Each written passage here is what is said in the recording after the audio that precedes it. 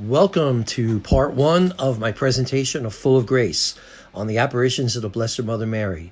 I call this presentation Full of Grace, the second greatest story never told. Of course, the greatest story ever told is the story of Jesus, the Savior. But what you're about to learn through this presentation, most people in this world have no idea about. When we talk about Mary appearing, we're not talking about things you may have seen on the internet. Mary on the slice of pizza, or Mary on a piece of toast, someone who saw the face of Mary on a chocolate chip cookie. We're not even talking about incidences where there was this office building in Florida where no matter how much they scrubbed, they couldn't get this image of Mary off. We're not talking about up in Westchester, Mary in the side of a tree where a lot of people come and pray. No, when we talk about Mary appearing, we're talking about events in history such as Fatima, Portugal in 1917. 1917, the Blessed Mother appeared to these three children, and she gave them three outrageous foretellings about the future. She said, number one, if people don't change, the world will see a war way worse than the war that was raging at that time. World War I was called the Great War, not because it was wonderful or anything, but because it was the worst war that humanity ever seen. And when Mary foretold this, people were like, how could we possibly ever have a war worse than this one? Well, anybody who knows a little bit of history knows that World War II was infinitely way worse than World War I. So that came true. Number two, she said Russia would become a world power and a godless nation, and millions of people around the world would die for their faith. Now, this sounded really crazy, too, because Russia was not Catholic, but a very devout Orthodox Christian nation, and they were a third-rate peasant country. So the fact of them coming to this world power and rejecting God was very unlikely. But we all know that Russia became for years the Soviet Union, and under communism, not only in Russia, but around the world, countless numbers of people died for their faith. The third foretelling was to be revealed by the Pope in the year 1960. The Pope at the time, who is now a saint, St. John the 23rd, he opened up the secret and he did not reveal it to the world. He just said, this is not for our time.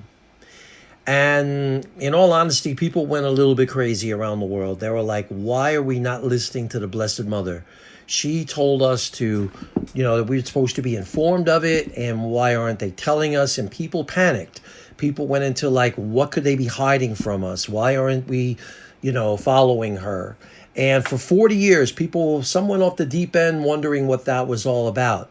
But in the year 2000, to celebrate the 2000th anniversary of Jesus being born, the Catholic Church revealed the contents of the third revelation. It was about specifically the assassination of a pope and the persecution of the church.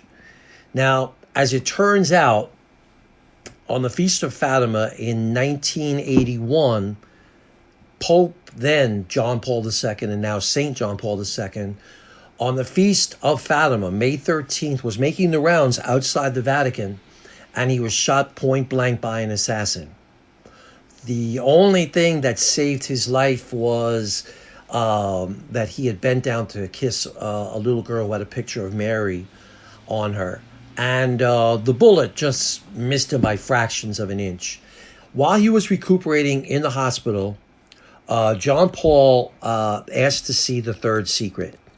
And what he learned was that he was the Pope that was meant to be killed, and that Mary had saved him that day. He believed it so much that as soon as he got better, he made them give him the bullet that was to have killed him, and he brought it to Fatima, and he placed it in the crown of her statue. He believed it so much that for the rest of his life, he celebrated his birthday twice a year, the day he was born and May 13th, believing that Our Lady had given him a second chance at life on that day. So when we talk about apparitions of Mary, these are the kinds of events that we are told about. okay, that we're talking about today on this presentation. Now, one more thing. Whenever visionaries, people that Mary appears to, that this would be happening, people would go to those visionaries and say, please tell Mary to give us a sign so everyone will believe that this really is her and to take this very serious. And the children did that. And Mary said to them, no problem. Everybody come back on October 13th and I will give you a sign. October 13th in the history of the world was a very big day, because people came from all over the world to be in little Fatima, Portugal on that day for the special event promised by the Blessed Mother Mary. People gathered, maybe I think it was close to 100,000 people. They gathered, they got soaked. It poured rain like crazy, cats and dogs, buckets of water coming out of the sky, and nothing happened for a long time. But then all of a sudden, the sun came out. And the sun, according to everyone who was there, of all the accounts, the sun began to behave in ways that cannot be scientifically explained. It began to spin, to jump, to shoot sparks, to dance around. At one point, it appeared to be plunging towards the earth. People that were there were convinced that they were witnessing the end of the world. And then just as abruptly, the sun went back up into the sky, and Our Lady was seen along with Jesus and St. Joseph. Now, psychiatrists, psychologists, they had a field day after this. They tried to claim, oh, this is your typical case of a mass hallucination. Well, then the scientists got involved, and the scientists are the ones that determined that there truly was something supernatural that occurred that day. You know how they knew that? Because everybody and everything was bone dry. They determined it would have taken nearly the heat of a nuclear blast to have dried off everybody and everything so completely and so quickly. Many people believe that Fatima may be, next to the birth, death, resurrection, and ascension of Christ, the second biggest example of a divine intervention in human history. So in this presentation, when you learn about Mary appearing, these are the kinds of things you're going to be learning about. Mary has been appearing a lot. There are 300 reported apparitions in the last century alone. Now let's talk a little bit about our Blessed Mother before we get into the actual events. There is something about our Blessed Mother. We Catholics love her, but a lot of Catholics don't even realize that Mary is the most beloved and important person ever to live in all of human history. Mary's character has appeared in over 131 films. Mary's biggest hit, you might say, the one in which the film she appears in got the most attention, was a film called The Passion of the Christ. It was about the passion of Jesus, but the emotional passion of Mary, the way the movie is done, really gives you a feeling of how much Mary went through when Jesus gave his life. There's a really powerful scene in that movie where we know it really happened. On the way to Calvary, as Jesus is carrying his cross, he meets Mary. Mary runs out to him. And the way the director played it in this movie, it's a little back and forth between Mary meeting Jesus as he has fallen down, carrying his cross, and Mary is also remembering that when he was little, that she was able to be there for him and help carry him. And now here she is. He's about to be killed, and she can't do anything about it. And you feel all of that. And the way they did the movie, they have a Roman soldier who is admiring Mary for coming out to him. And one of the other soldiers, he asks him, well, who is that? And he says, that's the mother. And he just can't take his eyes off of her. He has so much awe and respect for that courageous woman who ran out to a man who's on his way to death. And there's a very touching moment, happens very quickly, where Jesus gives Mary a very quick kiss on her cheek, and she touches the hem of his garment. And it's overall very emotional, and it brings to light why it is that Catholics for 2,000 years have been in awe of and in love with Mary, the mother of the Savior. Now, those of you that are watching this that are Catholic, You may know of other Christians that are not Catholic. Okay, Catholics are Christian, but not all Christians are Catholic. And a lot of them really don't have very much love and affection and attention for Mary the way we Catholics do. So, and what happened is in that movie, The Passion of the Christ, a lot of those believing Christians got to see that. And in all honesty, many of them began to look at Mary in a different way after that. In fact, this Time magazine, look at what it says. Hail Mary, Catholics have long revered her, but now Protestants are finding their own reasons to celebrate the mother of Jesus. So she's appeared on the cover of Time magazine. She appears on the cover of a special magazine about miracles. But it's this magazine that I'd really like to call your attention to. It's called National Geographic. And it puts Mary on the cover of one of their issues. And this is, of course, a non-Catholic magazine. But look at what they say about her. The most powerful woman in the world. Now, why did they even give her a feature in this issue? Well, at the time, there was a display of art in the Smithsonian Museum in the United States, in Washington. And it was about art dedicated to Mary. And it was the most attended exhibit in the history of the whole Smithsonian Museum. And so National Geographic said, we better look into this Mary thing. And in this article that they have, they really respectfully, if you ever get a chance to check it out in your library, okay, it's wonderful the way they really show the devotion, never belittling at all, but just showing the honor given to Mary around the world. Some of you may have seen the film Sister Act, in which a song honoring Mary, Hail Holy Queen, is sung in that movie in a big way. People have created art about Mary relating to what they're going through. The picture you see on the left was painted shortly after 9/11.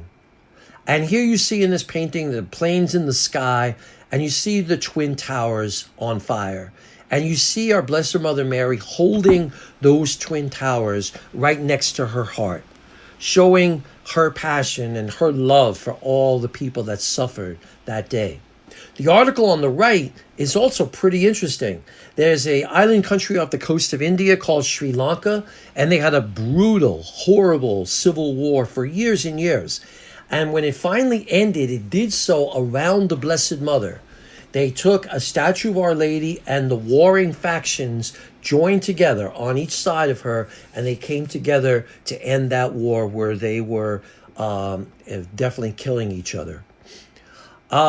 Mary is the most popular tattoo design in the whole world, okay? And I have even discovered punk rock bands that have versions of that song, Hail Holy Queen, to honor her. So that's the Blessed Mother Mary. Okay, as we go into the events of the apparitions, okay, I would like to bring your attention to, well, before we do that, I would like to definitely say that even people like Martin Luther, who broke away from the Catholic Church, has a devotion to Mary. And why is this devotion that so many have to her? It has to do with the fact that Jesus listens to her. Okay, he's a good son. He listens to his mother. And this is not just a legend. This is in the Bible. The very first miracle that Jesus ever performs, he does so because of his mother. Mary and Jesus were at a wedding together. And the young couple, the wedding ran out of wine. Mary feels bad for them because you are getting married. First of all, those weddings were crazy. They would go on for days. And you're expected, if you're getting married, to provide all the wine that's going to go on for 3 days. And if you run out, well, that's a huge embarrassment. Mary knows what it feels like to be embarrassment. She was a young teenage mother, woman, pregnant with Jesus, and unmarried, and people talked about her. She knows what that feels like. So she goes to Jesus, and she's like, Jesus, they're out of wine. And Jesus' first reaction was, it's not time for me to do this stuff yet. And Mary ignores that. She just goes to the servants and say, you know what? Do whatever he tells you. And sure enough, Jesus ends up doing his first miracle to honor his mother's request and to save embarrassment for that young couple. So we know that he listens to her. If you ever get a chance, there's a pretty funny movie out there called My Big Fat Greek Wedding. And in this movie, it shows like a typical Greek family where the father is like the head and he's like the authoritarian person. He runs everything. And the girl has big dreams for herself. And she's afraid to go to her father because she's afraid he's just going to say, that she can't. And her mother tries to comfort her. And she says to her mother, but you know what he's going to say. The man is the head of the house. And the mother turns to her daughter and says, the man is the head, but the woman is the neck. And that's the way it is in the afterlife, in heaven, okay? Jesus might be the head, but Mary, the woman, is the neck, and she can turn the head any way she wants, okay? So that's what the woman does. The woman is the neck, turning the head any way she wants. Mary herself knew that she would be looked upon and considered blessed throughout the ages. Okay, there are so many devotional titles given to Mary. These are just some of the biggest ones. And what I never knew until I put this little presentation together is that in this world, on this planet, every day of every week, of every month, of the entire year, some group of people are gathering to honor our Blessed Mother Mary. So when I say to you that she is the most beloved woman in the history of the world, the most powerful woman in the whole world, it's with no exaggeration. People have painted Mary looking as one of them, as being one of them. They have made statues of her as one of them. Always feeling like she is with them. People that struggle and suffer, okay, as immigrants, as street people, they always feel that Mary has their back. This United States is dedicated to the Blessed Mother Mary. This is our national basilica in Washington, and it's the Cathedral of the Immaculate Conception. Pope Francis, one of the first things he did when he became Pope, he consecrated the whole world to Mary's care. Okay, so that's Mary. Now, let's look at some of the other people that are going to appear in these events. Visionaries. These are the people that Mary appears to outside of themselves. In other words, it's not something in their mind. That's a seer. A visionary sees Mary appearing looking as like a ghostly figure or even looking very real. She's appearing outside. Again, seers they see her in their mind. Witnesses are obviously people there, and pilgrims are people that make a trip to that special sacred place where Mary has appeared. Now let's look at the visionaries. Remember Fatima? I opened up by telling you about that. Well, 2 of those children died the very next year. There was a horrible flu that swept the earth. I'm recording this right now in the year 2020, in which there was a terrible pandemic this year. An awful lot of people got sick and died. But in the year 1918, there was a pandemic, and 1 out of 10 human beings dropped dead. And that included the 2 children at Fatima. But one of them, Lucia, ended up living to an old age. She became a nun, and she lived to see the fulfillment of the 3rd foretelling that Mary gave. What you see in this picture of is John Paul II, the Pope that was shot and nearly killed, and Lucia. Okay? Now, regarding these visionaries, these are people that God picks for his mother to appear to. Now, you might be thinking, well, if these are people that God picks, maybe does God have favorites? Absolutely. Women and children, and maybe an occasional Latino or indigenous male. Okay? Women and children. I guess that's why if there's an emergency, you always save the women and children first. Okay? But those are the visionaries. This is a little collage of some of them from the last century. Okay, let's start getting into the apparitions.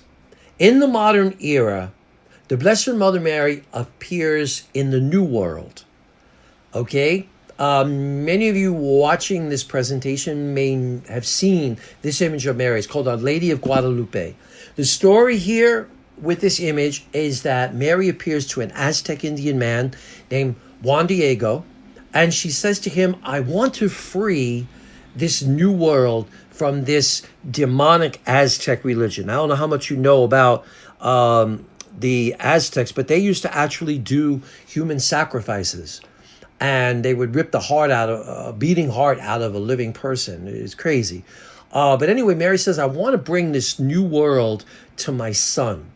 Go to your bishop and tell him to build a big church and we'll bring everybody to Jesus. So he is a good man, a faithful man. He goes to his bishop and tells him this. And the bishop is like, well, you seem very sincere. But if this is Jesus' mother Mary that's appearing to you, well, you go back and tell her, I'm going to need a sign. Juan Diego gets very dejected. He's like, oh, gosh, I let Mary down. So he's embarrassed, and he doesn't want to face her. So he takes a different way home. And Mary appears to him anyway, and he explains, look, the bishop needs a sign. And she's like, don't worry about it. You see that hill over there? Go up there. You're going to find a bunch of roses. Gather them in your cloak and bring them to the bishop. Now, Juan Diego gets really excited for a couple of reasons. One, it's December, and normally roses don't grow, so this is obviously a miracle. Second of all, he's been up on that hill before. He never saw anything but weeds. And the third thing is when he sees the roses, they are definitely a breed of roses that they don't even have in that part of the world. So he gathers them faithfully in his cloak, brings them to the bishop, unfurls his cloak, and the roses fall to the ground. And everybody in the room, the bishop and his priest, they all drop to their knees in tears. Because miraculously, on the inside of Juan Diego's cloak is this image of Mary. Juan Diego's cloak is probably the most important article of clothing in the history of the world. Why? Because 1 out of 5 people on the planet is Catholic, and at least half of them have their roots in Central and South America, where this happened, and everybody became Catholic because of this apparition of Mary and this special miracle of Guadalupe. I want to say a few things to you that are pretty cool about this cloak, about this image of Mary that miraculously appeared on the inside of his cloak. One, what it's painted with is a substance that scientists have no idea what it is. We have nothing like this in our world. Okay? Second thing, Mary appears as an Aztec Indian woman who is pregnant. This was the clothing that a pregnant woman would wear in their culture. Now, when you take a heat sensor and you go up and down this cloak, there is miraculously, inexplainably, a heat emanating from the area of her womb where Jesus would be.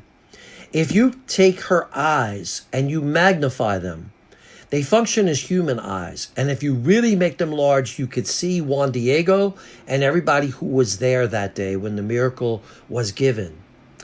Another thing that's pretty amazing about this, and there are a number of things. One more thing I want to tell you is that the fact that it still exists is a miracle.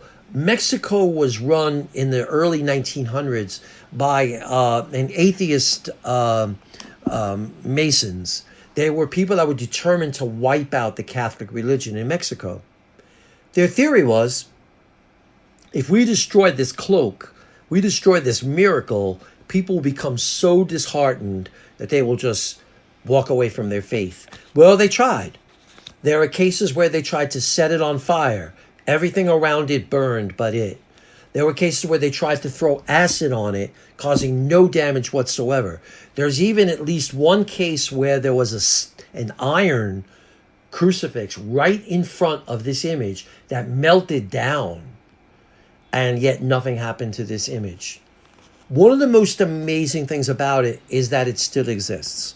Why is that amazing? Because of the fabric of what Juan Diego's cloak is made of. It's made out of cactus fibers, which by rights are supposed to completely disintegrate after 3 to 5 years. Look at the date. It's almost 500 years old and completely still intact. So this is quite an amazing miracle. And again, it led to almost everyone in the Americas becoming Catholic because of this. Now, you may have heard about this and definitely seen the image, but you probably don't know anything about this one that happened only 10 years later. Mexico was struck with a very terrible disease, an outbreak that people were dropping like flies. Mary appears to a young man and says, I want to save my people. The waters from this stream will heal everyone. And I want to leave you a sign of my deep love for you. Come back tonight. The young man got his priest and some of the men from the community. They came back, and in that forest that night, it was on fire. Nothing was burning. It must have been like Moses in the burning bush, because nothing was actually burning, but it was all this flames. And in the forest, there was a large tree that they prayed about and felt inspired to cut open. And in the middle of that tree is this statue of Mary, which they revere very, very deeply and is still intact to this day. Mary continues her tour of the Americas by appearing to a young nun in Ecuador. This time, Mary gave this young nun prophecies about the future. She actually jumps 400 years into the future to tell this young nun about life in the 20th and the 21st centuries. If you get a chance, go on the internet and type in prophecies of Our Lady of Good Success, Quito, Ecuador, and you could actually read the prophecies. It's really uncanny because Mary foretells so many things about modern life: cars, computers, television, airplanes. She describes them as flying machines. There's so many things she foretells about the future. She says people will have a level of wealth and affluence they've never had before. And she also foretells a lot of negative things that we see in our time. She said because people would be so comfortable that they would walk away from their faith, that many people would stop caring. They wouldn't care about the sacraments. There wouldn't be enough vocations. She says that family life will suffer, that marriages will suffer. She goes so far as to say that in the 20th century and going into the 21st century, that evil will be so strong in the world that nearly every human institution would be under the control of the forces of darkness. Mary also tells this young nun that in the 21st century, there will be the triumph of her Immaculate Heart and her Son's Sacred Heart. Mary does not appear then for another couple of hundred years. Why? There was this thing in the church called the Inquisition. It was a time where if you were claiming to be visited by an angel or Mary or a saint or Jesus, you would be viewed as a heretic, and you could even be burned at the stake as a witch. So Mary would never want anybody to be dying because of her apparitions, so she doesn't appear in the world. But when she comes back in a big way in a country that very sadly is a kind of godless country now, but she comes back to the country of France. And she appears to a young nun shortly after the French Revolution. In the French Revolution, the Catholic Church sided with the monarchy. And because of that, the revolutionaries punished everybody who was Catholic. Mary appears to this young nun and says, I'm not going to abandon my faithful children. I want you to have a medal struck. And the medal, Mary gives her the exact specifications she wants on the front and the back. And you can see them front and back on this slide. So many people start wearing this, and so many miracles are reported, it becomes known as the miraculous medal. Over the years, millions and millions and millions of these have been struck. Many people wear them, and they have their roots in the Blessed Mother herself at that apparition. A couple of years later, Mary appears to a little village of La Salette, and the dominant thing about this apparition is Mary is crying. She's crying because she knows that this area is going to be suffering. because she says there's going to be a famine. There's going to be a drought. There's going to be sickness. It's going to be very hard. And if you don't store and share your food, you're not going to survive. Well, this was one of the cases where people actually listened to Mary, and they did store and share their food, and they survived, and they knew that because she was the one that warned them that this was an authentic apparition. But Mary was crying for something else as well. She showed the young children, these visionaries, things that scared the heart out of them. They were horribly frightened, and they didn't understand. She was showing them about events that were going to come into the world. There were things that the children didn't understand, but you and I would. What Mary was basically showing them was the effects of climate change and global warming and the environment damage that's being done. She showed them a lot of things. She showed them the hurricanes and the earthquakes and the wildfires, things that we hear about and see in the news all the time now. It's like one tragedy ends and the next one begins. But all of these things, she showed them the destruction of the ozone layer. She called it the destruction of the Earth's glove, which we know has happened. And they didn't understand that, but you and I would understand. And so all those things that we're seeing, Mary has foretold, not because God is inflicting on them, because they are signs that humanity is living on this planet in ways that are not aligned with the way that God intends. A few years later, Mary appears to a young shepherd girl named Bernadette, and she tells her to dig in the ground, and miraculously water starts gushing up. It turns out that this water has healing powers, and over the years, I don't even know how many people have gone to Lourdes, but there's been countless miracles. I've never been there, but anybody I know that has is very moved by all the people that go there to help the people that are going there looking for a miracle. It's a beautiful, miraculous thing that happens to this day. There's been scientists and doctors that go on record and risk their reputations and say, this is a supernatural healing. And there are many, there are probably countless ones where that's the case, where it's been documented. Next thing you know, Our Lady jumps across the world to Donglu, China. There was a war going on called the Boxer Rebellion, and the town of Donglu was completely surrounded by enemy troops and about to attack. And there was a small Catholic population in the town. The priest gathered his people together and they prayed for the intervention of the Blessed Mother. And Mary came through. Mary appeared in the sky over this village, the size of the entire village. Her presence, her image in the sky was so huge, and it was so clearly her, that the enemy troops were frightened out of their minds and they ran away and never attacked. And every year since then, people have gathered in Donglu to give thanks for our Blessed Mother's intervention that day. And when they gathered in 1995, even though this is a very communist and anti-religion government, the people still gather. And in 1995, the sun behaved in ways very, very similar to what it did at Fatima. Now, every single event that I've told you about so far has been documented. It has been approved by the Catholic Church.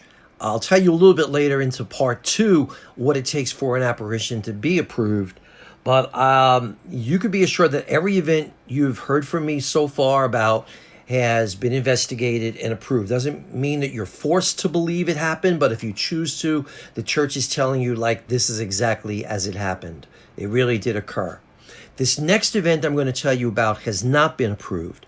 Not for any bad reason, but because it foretold events that have not happened yet. The church will never give approval until everything that Mary has said will happen happens. And in this apparition in the 1960s, I will tell you this, that a very powerful saint, Saint Padre Pio, was alive at this time, and he told people that this really is Mary appearing here, and you should go there. or you should believe that she's appearing in the world right now. Some people would say that Padre Pio's endorsement is all that they need, but officially the church is not approved yet.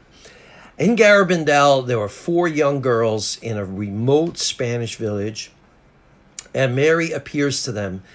And Mary is very stern in this apparition. She is basically saying to these girls that humanity has lost its way in a very severe way. And we can't keep going like this. It was a time when there was tremendous technological advancements, maybe nothing compared to what we have now, but there was significant developments then. We were starting to get ready to go to the moon. And Mary is saying that humanity was all full of themselves with all its advancements and technology and affluence. And she says, you're moving 1,000,000 miles an hour in the wrong direction, because the way you're developing your culture, your life, it really has nothing to do with God. It has nothing to do with faith. It has nothing to do with love. You don't care about each other. You have all these advancements, all this science, but you don't seek to serve the creator of life, of this world, and you don't care about one another, and it's no way to live. You are an affront to the creator, you're an affront to the whole universe, and you can't keep going like this. It was a very stern admonishing that Mary gave. Now Mary foretells that God is going to help us, that there are going to be 3 events coming into human history with the purpose of helping us to want to change our ways. I'm going to tell you what the 3 events are. If this is an authentic apparition, you could be sure that they'll happen. This is not like when you hear about psychics predicting celebrity marriages or political assassinations, and you hear of somebody who was right on one thing, and then you don't hear from them again because they might have been wrong about the next 5 or 6 or 60 things. Mary is never wrong. If Mary says something is going to happen, it happens. So if this is authentic, you could be sure that these events will come into the world. And these events are pretty amazing, actually. 1, Mary says that there is going to be a warning, that there will be a 10-minute period where time will stop for every person on earth at the same time, and each of us will see ourselves the way God sees us.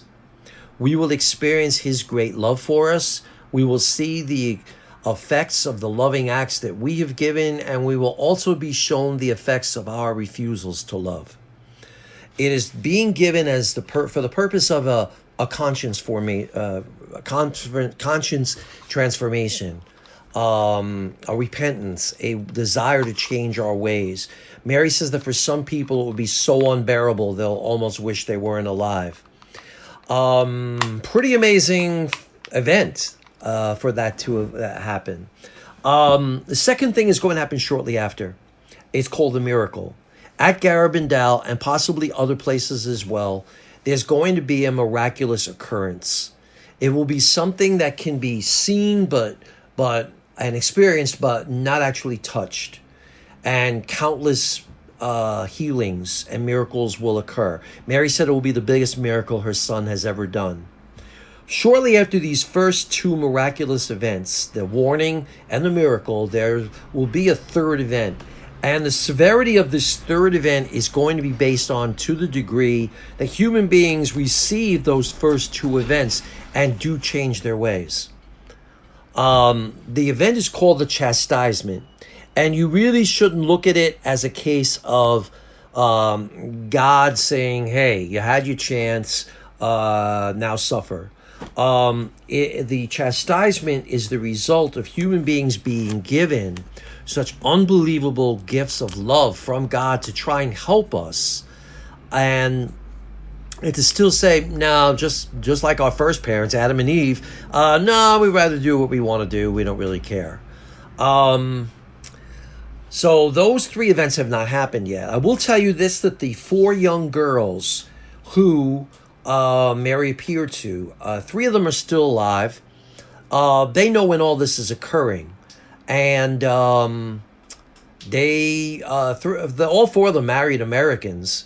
and spent their adult lives here. And I have met people that know them and have prayed with them, and they keep it very low key, but they know when this is all happening. So I want to tell, I want to especially, I know that there'll be young people who are watching this on YouTube, and I'm hoping that you will not be frightened by what I'm telling you. Because God is not giving us this. Sometimes when young people hear about the period where you're going to see your life and the warning and the chastisement, they get scared. First of all, I want to tell you that you don't have to wait for that miraculous event in history. You can ask God anytime you want, how are you doing? You can ask him, show me, how am I doing? What is the love that I'm doing? What are my failures? How am I not being faithful to you the way I could be, the way I should be? So you don't have to wait for that. You can ask God every single day of your life, how am I doing? Okay? And the second thing is, I want to say to you that, these are not being given to punish and to scare by God to us. It's all to try and help us. It doesn't take the Blessed Mother to realize that we don't live right on this planet, that this is not what God had in mind, and that we could do a lot better. So this is going to wrap up part one of the presentation. In part two, I'm going to share with you the more recent apparitions that have happened, and also some of the things that go behind it, like what are the things it takes for an apparition to be approved, and also some of the messages over the years that have come to us from these apparitions. It's all pretty amazing, and look forward to seeing you in part two. Okay, take care. God bless.